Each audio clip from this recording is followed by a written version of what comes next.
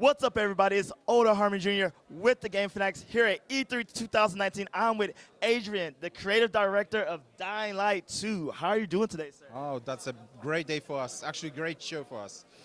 I'm glad to You hear. probably know why, yeah? You've seen the demo. Good. I seen the demo. So, as you know, you probably guessed already, I just got from demo of Dying Light 2, and I have a lot of questions. So, if you're familiar with the first one, it's very parkour heavy and has an element of zombies at the night. So, going forward, this game takes place in the future. So, can you tell me a little bit how the zombies have evolved in the future, and so has parkour in the world? So let's start maybe from parkour because it's essential for the player, the hero.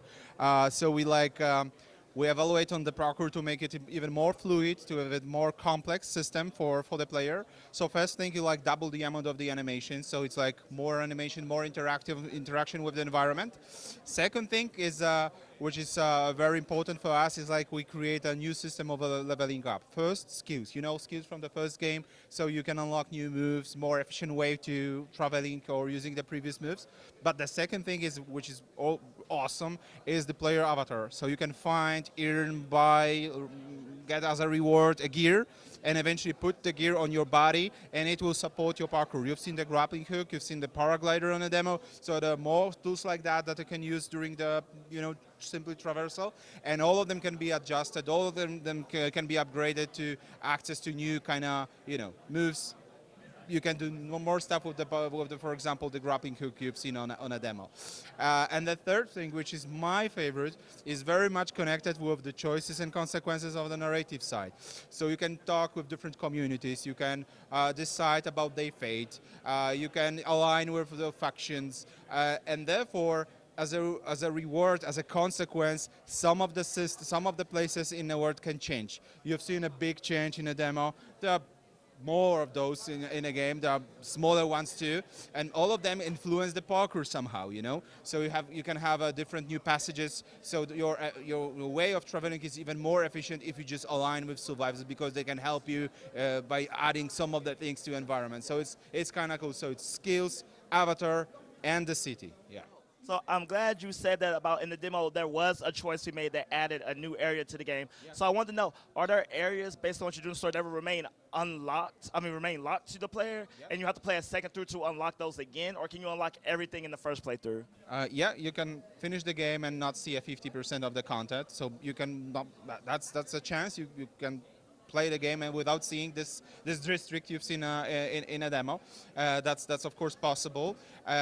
It's not like a 0-1 decision, like you're making one decision and you don't have any options to overpass the problem and eventually unlock something. So it's always a series of choices that you can do, and there's a consequence in the end. You can access to those locations differently. For example, you can dive in our game. So okay, so if you make a choice that doesn't unlock it, maybe later in the game you could come back to and you could see that again. Yes. Okay, cool. Well, so also tell me about the new infected, how they've evolved and grown, and how we have to face those now with the challenge. Like I saw the UV light, that's a new item. Would there be more items or more ways to deal with them? Yeah, sure. We definitely made a great job with the combat, internally the combat, not only the infected. So the combat is more tactical, so you can observe the enemy and find the right moment to cut off the head, for example, or to do the parkour move.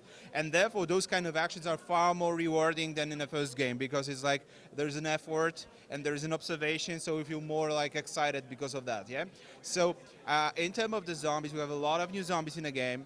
Can't tell you too much about that, more to come. But the thing is, like, all of them, they actually force you to think about the optimal strategy. So it's not like you learn how to fight at the very beginning and then it's just continue, you know what I mean? So you need to adjust. Something new is happening and your previous strategy isn't that efficient anymore. So you need to kind of adjust and work on that, yeah? Right, so not only is the world evolving, but your combat skills and how you adapt to it as well. It's not static throughout. I like that. That's good going forward. So as the creative director, what was your main goals from learning the things in part one that you wanted to change or improve on to? What was like your mission statement with this from the creative aspect? Well, I won't tell you too much about this, overall vision of the world, the Dark Ages, because it was so many times, we've been talking about that a year ago. For me, the biggest thing was this aspect of choices and consequences, to put it into the game. My vision of ultimate open world game is where you have this emergent gameplay on a gameplay side, on a moment to moment, on the meta gameplay when you decide of your fate, and therefore the story should support it. You know, in Dying Light 1, it was like you were on a rail in the story, so you were like, I was Adrian in a game, but on the story I was Kyle Crane. I was not able to, you know, to say something, to change my fate, because I'm thinking differently than Kyle Crane for some reason. So we thought that it would be nice to create this narrative sandbox where you really can change the world, you can really make a decision. So it's not a journey on race, it's your story. My Aiden is different than your Aiden because of your different moral compass, different ideas for the world. So that was the biggest thing we've been working on. We've been working with Chris Avalon for a long time to establish this system of choices and consequences to make sure that it's really well connected with this action approach for the game, because Dying Light is an action game. So, you know, if you have those choices with a lot of lines of text, that might break the pace. It won't break a pace. If you've seen the demo, it's like very well designed to make sure that it's still the action game. So that was the challenge, and that was the idea, this narrative sandbox. Well, Adrian, I want to thank you very much for talking to me about Aiden. So, as always, I went to creative director of Dying Light 2.